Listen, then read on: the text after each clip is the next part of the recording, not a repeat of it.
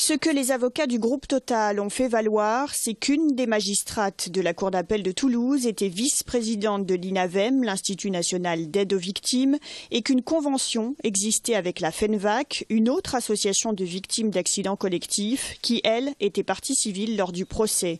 La Cour de cassation a relevé que la convention avait été passée alors que les débats étaient en cours. Alors on a découvert qu'au milieu du procès, le 10 décembre, l'association vice-présidée par un des conseillers avait contracté un contrat de collaboration, de coopération avec la FENVAC qui était partie civile et dont les associations de victimes étaient parties civiles, étaient membres aussi. Donc la situation était totalement insensée. En plus de ça, ils n'ont pas prévenu, les magistrats n'ont pas prévenu les parties de ce qui se passait et donc la situation est telle que d'après la jurisprudence européenne, la juridiction ne pouvait pas être considérée comme impartiale, donc le procès ne pouvait pas être équitable et c'est je crois, une des premières fois où la Cour de cassation se prononce de façon aussi claire sur le sujet.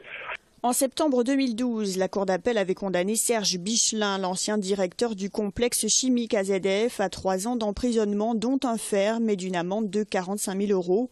Aujourd'hui, tout est annulé. Pour l'association des sinistrés du 21, il faut repartir au combat. La double peine, c'est-à-dire qu'on a d'abord eu la catastrophe AZF, 31 morts, 22 000 blessés, des années à se reconstruire, physiquement et moralement.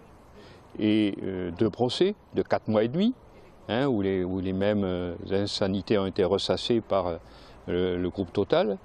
Et maintenant, deuxième étape, l'incompétence et l'irresponsabilité de la justice française qui nous fait replonger pour 4 mois de plus dans les mêmes souffrances. Ce 3e procès, dont on ne connaît pas encore la date, vraisemblablement dans 1 an, doit se tenir à Paris devant la Cour d'appel, ce qui constitue un avantage certain pour le groupe Total selon les associations de sinistrés qui ne pourront pas toutes être présentes.